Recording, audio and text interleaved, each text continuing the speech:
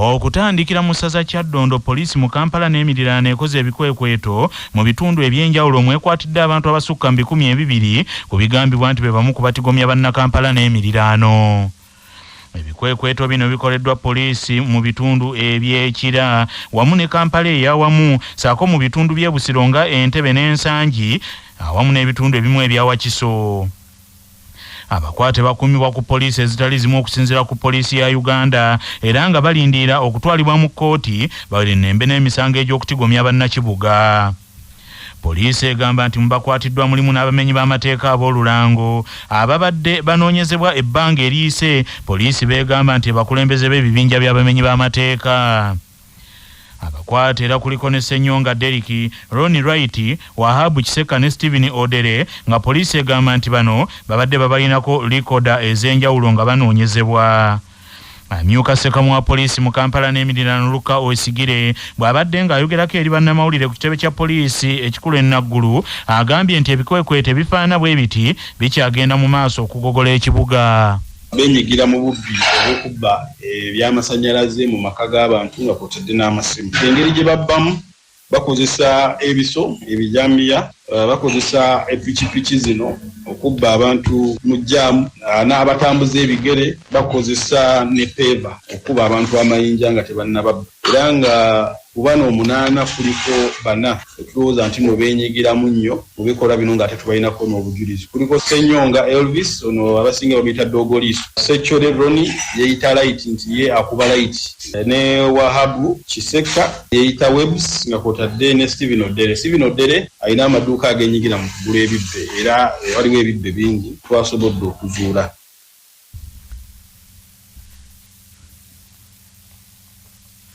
Musaza Maokota omwami wa Kabaka ow'essaza lino Kayima Nannono Saala Kaweesi alangiridde enteekateeka ez'okutumbula ebyenjigiriza mu ssaza Maokota ng'agenda kutandika n'emisomo egibangula abayizi mu bibiina ebya waggulu. Omusasi waffe Patrick Serugo y'abirina. Bino Kayima Nannono Saala yabyogeredde ku ssomero lya St. Bali ku Ddembe SS Mitala Maria mu disitulikiti y'Empigi mu musomo ogwategekeddwa abayizi abali ku zi yunivasite ez'enjawulo mu ggwanga. Kyokka nga basibuka mu ssaza Mawokota nga beegattira mu kibiina kyabwe ki Mawokota University Students Association nga mu musomo ogwo abayizi abasinye ey'okuna, ey'okutaano n'ey'omukaaga mu masomero ag'enjawulo mu kitundu eky'e Mawokota babanguddwa ku masomo ge balina okukola n'emirimu gye balina okukola nga gikwatagana n'ebyo bye basoma mu nkola emanyiddwa nga career guidance.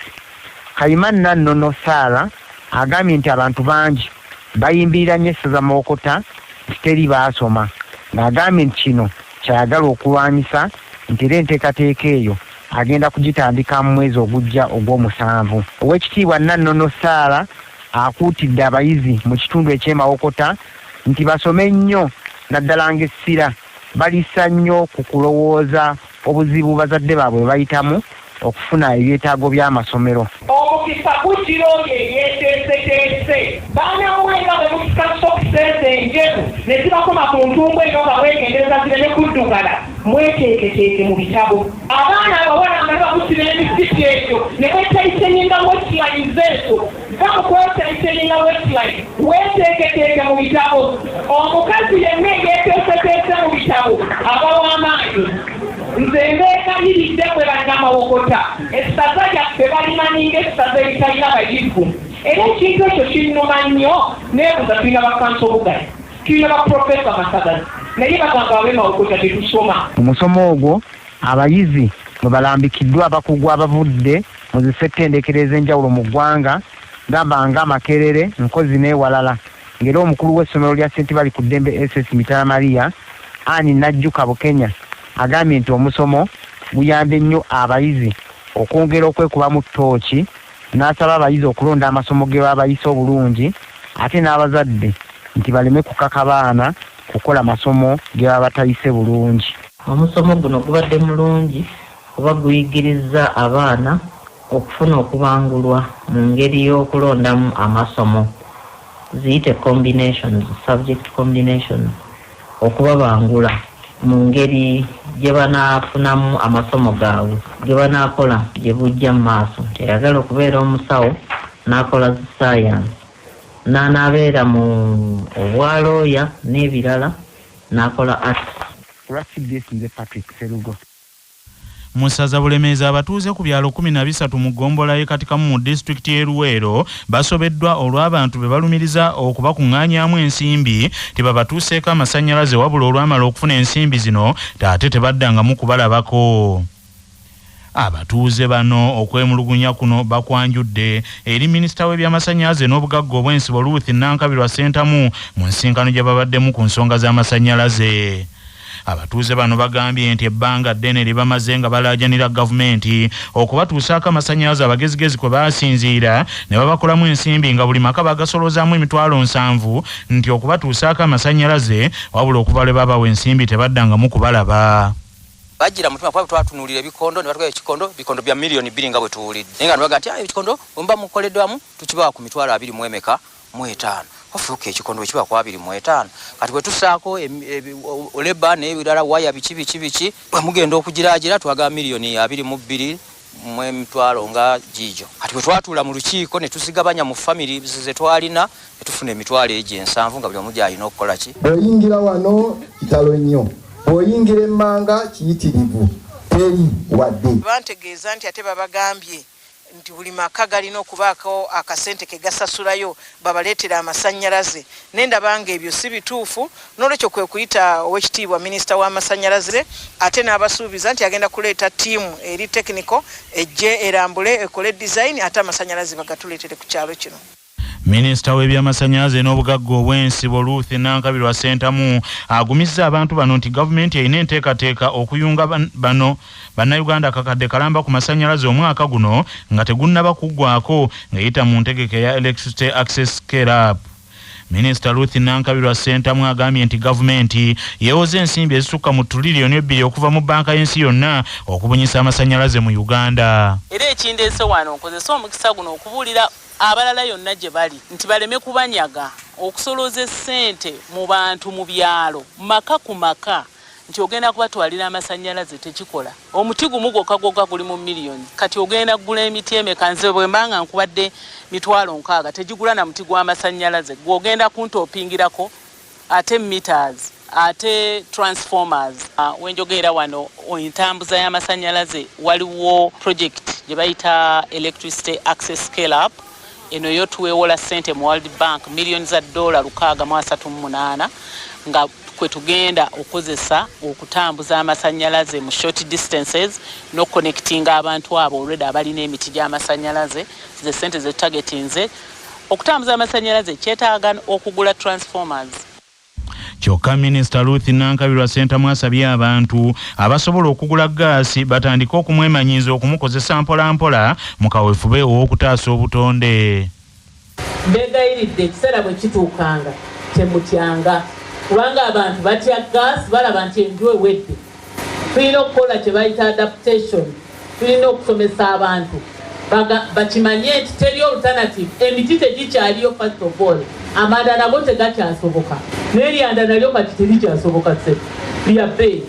N'olwekyo gas cylinders ezo gavumenti egenda kuteekamu ssente okulaba nga factory za gas cylinders mweziri abantu tukola arrangement etebakosa benga weefunidde gas cylinder yo nga bw'osasula amasannyalaze n'ogoota kayaka ne kakaaba ne gas bwe tujja omugulanga gas mulungi ali clean okusinga amanda n'enku.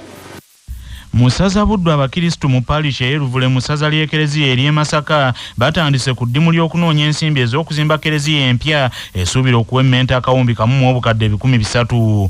Omusasi waffe Omusange Kayinja y'abirina. Ensimbi ezisoba mu bukadde 40 mu mpeke ne mu kusuubiza ze zaasondeddwa ku mulimu gw'okuzimba ekereziya ya parish ya St. Kizito Luvule parish mu ssaza ly'e Masaka nga kereziya enkadde eriwo okusinziira ku bwana mukulu Father Joseph Kamoga kati efunze nga yazimbibwa okutuuza abantu 400 nga kati abakristu bangi batuula bweru. N'agamba nti kati baagala okuzimba ekereziya egenda okutuuza abantu 104. Ku mukolo guno omubaka omukyalo wa Masaka City Juliet Kakande Nakabuye kwe yasinzidde n'awa abayayaanira enkyukakyuka mu ggwanga okunywerera ku bye bakkiririzaamu batunuulire ensonga ezigenda mu maaso mu kibiina kya NUP basobole okugonjoola ebizibu mu ngeri ya kisajja kikulu. Basaba bavudde ewala kino ekitundu kye mulaba kyankyukakyuka naye owulire n'amaloboozi awo tulina embeera eyayonondeka mu ggwanga lino naye mbasaba ekigambo kimu obwongo bwaffe bassebo ne bannyabo tubuggulenga abantu naddala aba Central Region abantu ba Buganda bwe tutaliggula bwongo ne tulowooza nti omusajja atukomeredde emyaka 4 yali wali atereze mujja kumalirizanga mufiiriddwa abantu bwe mutasobola kukola ki kuzaawo omuzannyo muwagulabwa bantu basobola kutuula wansi ne beekenneenya. Mu kitambiro ky'emmisa eyakulembedde omukolo eyakiikiridde omwepisikoopi w'essaza ly'e Masaka ng'ono ye musigire w'omusumba Musenyeri Dr. Dominico Sengooba yeebazizza nnyo abakristu b'ekigo ky'e Ruvule mu kukulaakulanya ekereziya. Akawumbi kamu n'obukadde 3 ze zeetaagisa okuzimba kereziya ennungi enaasaanira site eno ebaddewo era eriwo etuuza abantu 4 twenyigiriza tubanga mu 455 katukoze pulaani ya kuzimba kereziya ey'okuuza abantu 104 tetuluubiridde kubanga tulina abaana baffe bangi. Omukolo gwabaddeko n'okuggulawo ekizimbe eky'ekigo ekyatuumiddwa Twestray Project Ruvule Parish. Salongo Tomsange Kayinja ku lwa CBS wano mu kibuga kya Ssaabasajja Masaka City. Era musaza Buddu ekibiina ekya Lions Club Masaka City wamu ne Masaka District balayizza abakulembeze abajja n'omulanga eri abakwasiddwa obukulembeze buno okukolerera okutumbula ekibiina kino okukyakazisa abantu kisobole okufuna bammemba abajja abawerako bwe kibanga kina ayongera okutuusa obuweereza bwakyo eri abantu naddala abo abeetaaga. Amyuka Vice Governor wa District ey'ebina mu 11 mu Uganda Lion John Chikanu Byalugaba asabye abantu bonna bamanye nti okubeera member wa Lions Club si kubeera na bugagga wabula kuba n'omutima ogulumirirwa abo abeetaaga okubeerwa. Ebigendererwa byaffe nga ba Lions byakuyamba abo bakateeyamba mu nsonga ezimu ze tukolako ng'okulaba nti tulina amazzi amayonjo, okulaba nti tulwanisa obulwadde bwa sukaali, okulaba nti tulwanisa enjala, okulaba nti tulabirira bya butonde, okulaba nti amaaso gaffe galaba bulungi, n'okulaba nti ne abaana abato oba youth nabo ne tugezaako okubalabirira, okulaba nti mu biseera by'omu maaso babeera abantu ab'omugaso. N'onazze n'ayamba ono kateeyamba nga talina ssente, talina kyalinamu naye nasanga ng'omukadde awaka. Ye Annette Brenda Mushabe Katochi nga president wa Lions Club owa district ye Masaka omujja ngazze mbigere bya Catherine Fortunate Aloyo agambye nti essira bagenda kuliteeka kulwanirira obutonde bw'ensi obusaanyiziddwawo. Erinnya Annette Brenda Mushabe, President wa Masaka City omulonde, okuyamba abantu abalina obulemu ku maaso oba abatalaba bulungi, janjabira abantu obwerere ne tubalaga kiki ekyokola ate ne tuba operatinga ne tubawa glasses so buli omu alina amaaso amakizibu ky'amaaso tusobola okumuyamba. Ekyokubiri tukuuma obutonde bw'ensi. Obutonde bw'ensi buze nga buyonooneka, so tuyambako okuyigiriza abantu especially ab'e Masaka tusimbe emiti kubanga bwe butonde green ekyo kye twetaaga. Obutonde bwaffe buli entobazi n'ebibira bazze nga babisala kyokka tuffe aba Lions tuvuddeyo nga tugamba nti nedda tulina okubizaawo mpola mpola kati mujja kulaba nga tusimba emiti ate nga tubayigiriza miti ki emulina okuzimba oba mukola mutya. Emmanuel Senyonga president omujja wa Lions Club Masaka City yagambye nti essira bakutiteeka nnyo ku bantu abeetaaga okubeerwa. Nga tukyali musaza Buddu abavubuka baweereddwa amagezi bettanira ebyemizannyo obudde baleme okubumalira mu byobufuzi byokka kibayambeko okutumbula ebitono okufuna ensimbi beekulaakulanye. Omumyuka wa Katikkiro w'ekika ky'Ekinyomo Alex Kalinzi Ntamu agamba nti abavubuka bangi balina ebitone wabula nga tebamanyi kubikozesa okubifunamu obulungi ng'ebiseera byabwe bingi babimala mu byabufuzi ne beerabira okukola ebintu ebivaamu ensimbi. Ono asinzidde mu kuggalawo ekikopo ky'omupiira ekya Kalinzi Ntamu Yidi Cup mu ggombolola ky'Esiiga mu Muluka Bugere ekyetabiddwamu ttiimu ez'enjawulo nga gye biggweredde nga ttiimu ya Bugere ewangudde n'eweebwa ebirabo omubadde n'ensimbi enkalu. Omunyuma Alex Kalinzi Ntamu agambye nti singa abavubuka bonna babaako bye bakola kijja kuyambako okulwanyisa obwavu n'obumenyi bw'amateeka obweyongera ennyo mu bibuga.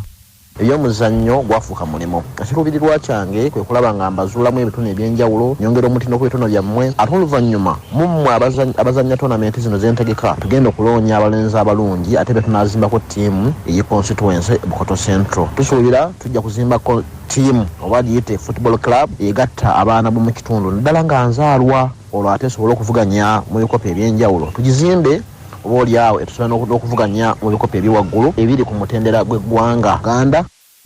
Sekyanja Charles abadde omukwanaganya w'ekikopo kino ekya Kalinzi Ntamu Yidi Cup agambye nti ebyemizannyo biyambyeko okugatta wamu n'okukuuma abavubuka nga bali wamu.